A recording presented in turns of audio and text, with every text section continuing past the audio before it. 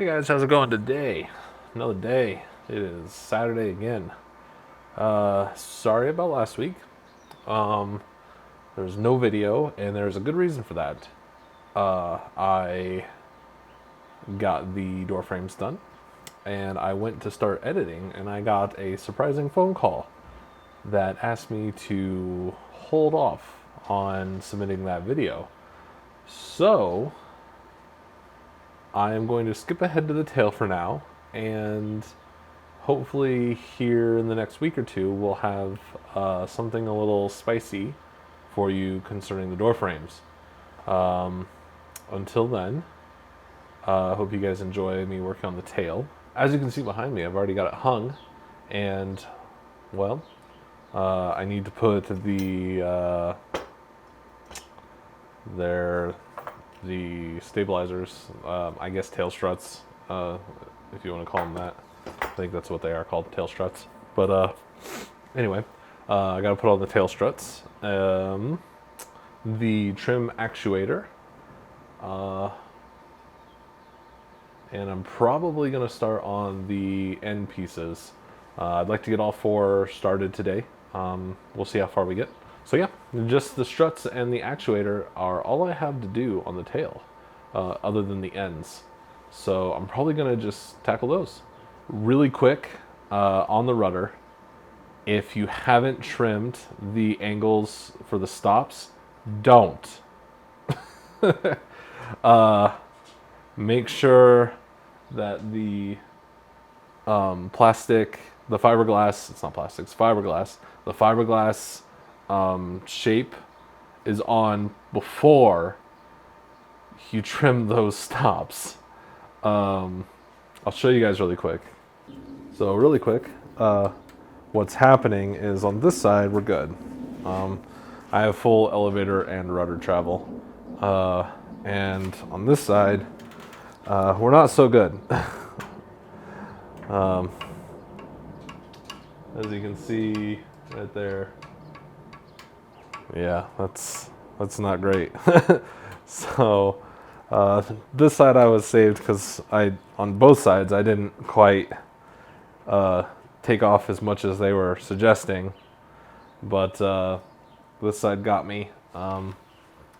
So the stop is in here. You can see it here. I took quite a bit off, and I'm gonna have to fix that in some form. But this isn't in its final spot, and it depends on these hang points. I don't know if I put this on somewhat incorrectly, but I had to move it out just to get it on, just because of how, because it contacts through here. And as you can even see here, it's contacting. This middle one will have to come out probably a half a turn. There's a huge gap up here, so this one can actually potentially even go in, and the bottom one probably in as well, because I did move that one out. So it's probably just this one. It needs to come out another half a turn and it's good, but that is what is causing these to contact. So yeah, that's a little bummer. It's a good thing I don't have the tail covered or anything.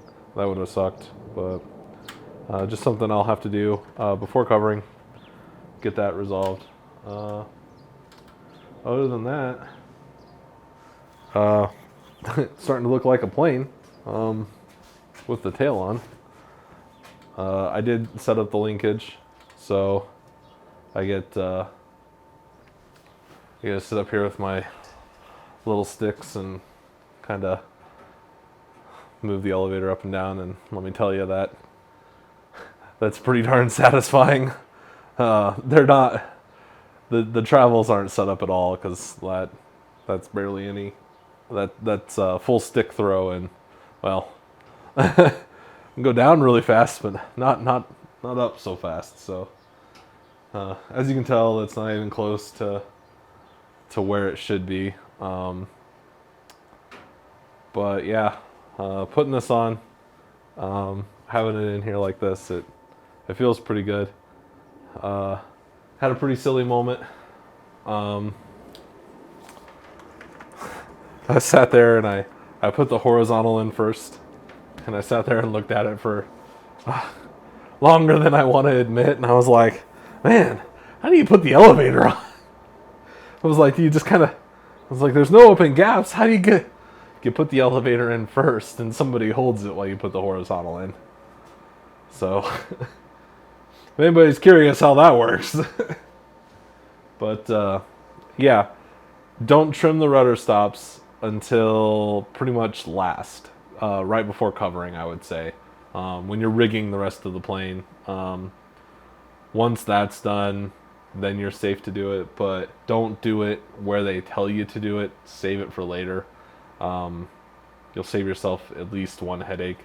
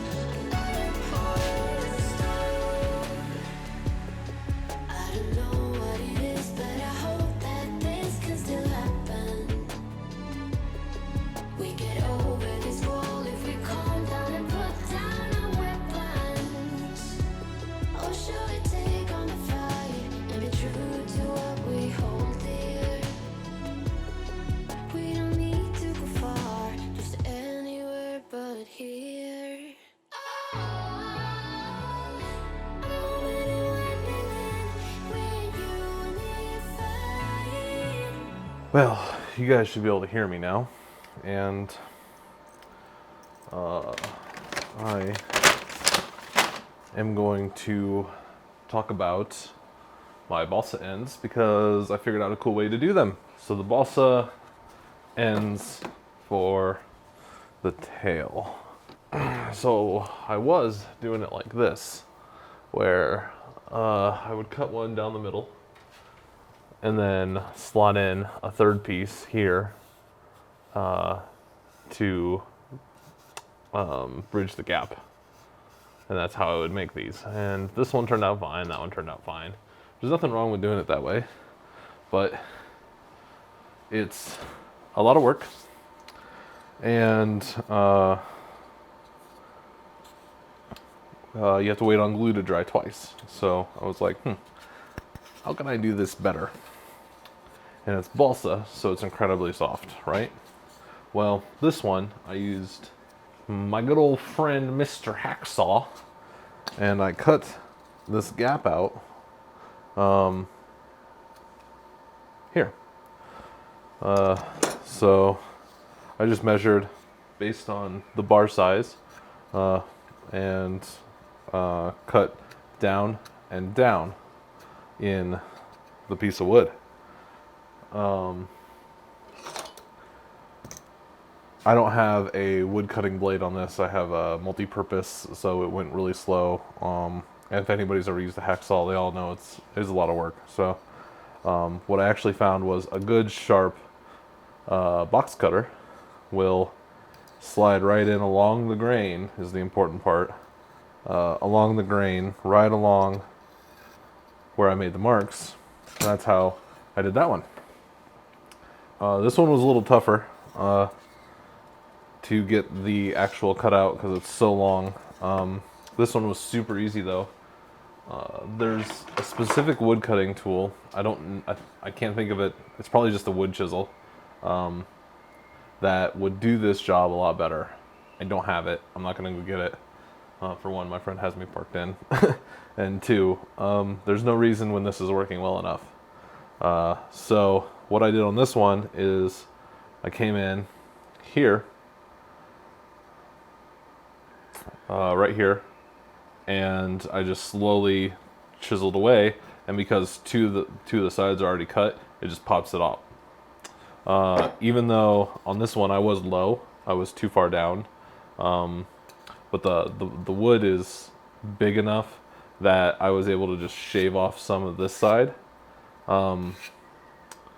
and get it to fit on there perfect. Then I came in and I just shaved the back end to fit over the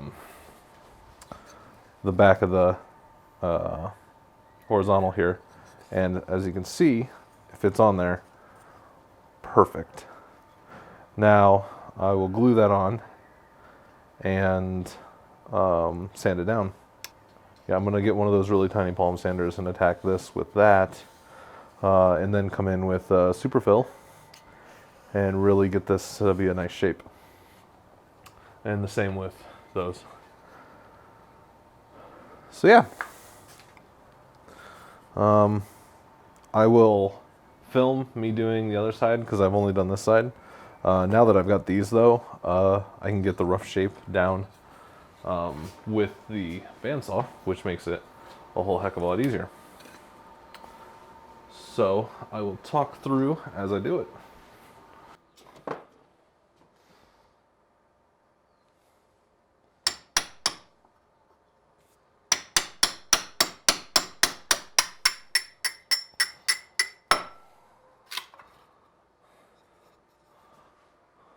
Just like that.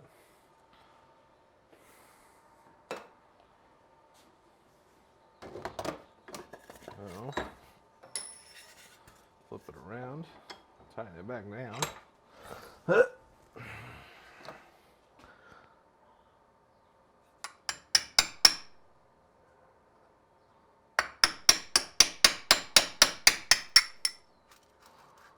I can't remember where I saw this. I've seen it have like done before, so I knew it was possible. I just never thought about it. But this is where the long ones kind of suck because it doesn't seem to get all the way in the middle.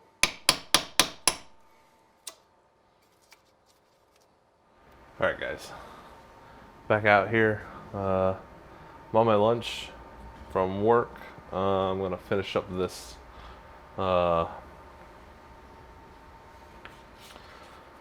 end, the wing end, so horizontal and rudder end, I should say. We left off with the other side, and I was just trimming it out. Let's see, I wonder if I can get a camera over here. All right, so I'm gonna grab a measurement of this bar, not the spar. Just over 0.5. Just do it at 0.5 just to be safe. And this changed for some reason. This is my what is it? My Hobby King little ruler here. So I'm gonna drop it out to 0.5 again. 0.5. I'm gonna choose the side. This one's all scuffed up right here, so I'm gonna cut off at the top for sure. So what I'm gonna do is I'm gonna try to find the center, and it doesn't matter too much because like I'm gonna cut some of this is gonna get shaved off. So just close enough to the center, and then I'm just gonna mark it as close to even as possible. It looks like crap, but that's okay. And come over here. I wish I had sharper razor blades. I think I have some floating around, but I'm not sure where. And I'm just gonna mark it here on both of them. Carry it over onto the straight side. Here's my angle. And then, boom. And this is like super rough. You could probably do this a lot cleaner, but at the same time, is it worth the time to do it cleaner? Because the only part that you need it to be close, but I'm gonna slather this stuff up with glue. Less glue means less weight, of course. But I'm gonna put a bunch of glue in here, get it glued down really well with the high sol with the micro. Actually, I probably won't even use micro for this because I shouldn't have to sand where the glue is on this one. On the other ones, well, I guess it'll squirt out the sides, so I will want micro. So I probably will use micro just so it's sandable. And then come in with my razor knife, boom. Make sure when you do this, you're cutting with the grain. It doesn't really, like, it works, but it's not great. So just cutting with the grain, making sure to go deep all the way down. I didn't do that on the last one, so it kind of ended up being a little poopy. So all the way down, do it again on this one, all the way down, boom. Come over here to the vise. We're still good. Angle's still good. I'm gonna bring it in here and just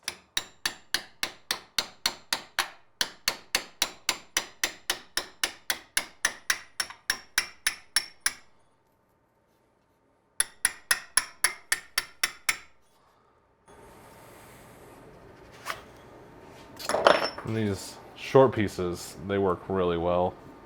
You can see it's off a little bit on the one side, but I'll just flip it around. I'm actually gonna try this one on because this might actually work out. Let's come over here. This one's actually pretty tight on there. I like it.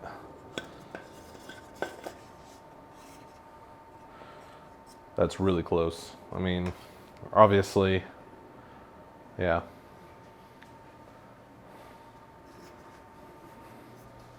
Really close. So I will end up coming in from the other side here. Just knocking this up a little bit. Just remove some of this material.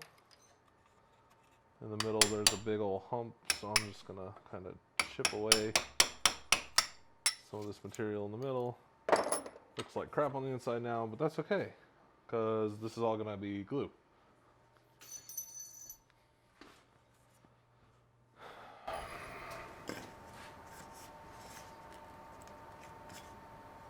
And there's still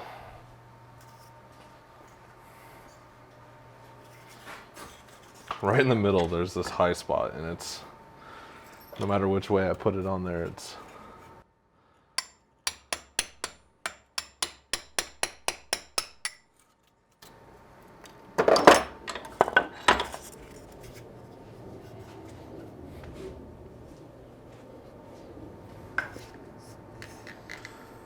okay.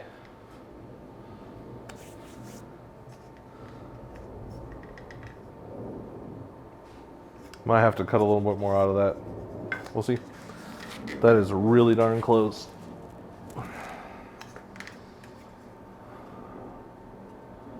Just So now what I'm gonna do is I'm gonna start widening this end, and to get a really good idea, I'm just gonna press it on, because this wood is seriously, like, I don't know if you can see me move it with just my hand. It's soft. I really hope these look really good when I get them on and sanded down. It'll take a while, but as long as I take my time, I think they'll look really nice. So yeah, just press it on. It's gonna deform the wood a little bit and tell me where I need to take a little bit more off. Okay, as you guys can see, boom, that's on there.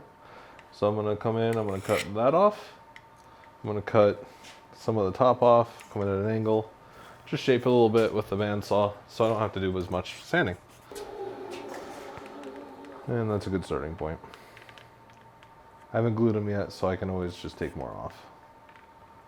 But yeah, there you guys go. Guys, I hope you enjoyed that one. Hopefully a little more instructive. I am going to send an email to Kitfox and see if I can get a new one of these.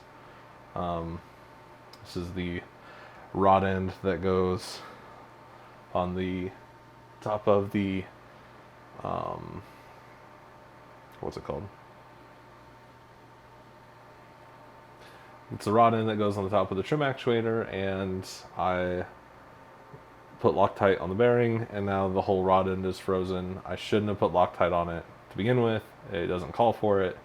The bottom calls for it, and I just got them mixed up. So yeah, hopefully I can get this part. Anyway guys, thanks for hanging out. I hope you enjoyed this one. I'm gonna try and do more of the instructional type stuff like I was doing in my original videos, and like I did in this one. I'm pretty sure you guys like that content a little more, and I enjoy doing it. So hopefully, even though I don't exactly know what I'm doing, I can get something like worked out and together so that content is actually worthwhile. Like I said, I'm working with let's just say an unnamed partner on the door frames, even though I'm sure you can see him behind me. We'll get a good video for those, hopefully to help a lot of people with that part of the process, because it's not really specific in the directions. I don't know if it could be even like more specific in the directions, maybe some like actual pictures, but either way, that video will be coming in a week or two. For now, enjoy this one. Anyway, if you like this one, hit that like button, subscribe if you haven't yet, and always throw those comments in. Love them. They're great motivator, and I appreciate reading them. So yeah, love the comments. So yeah, anyway guys, have a good one. See you next week.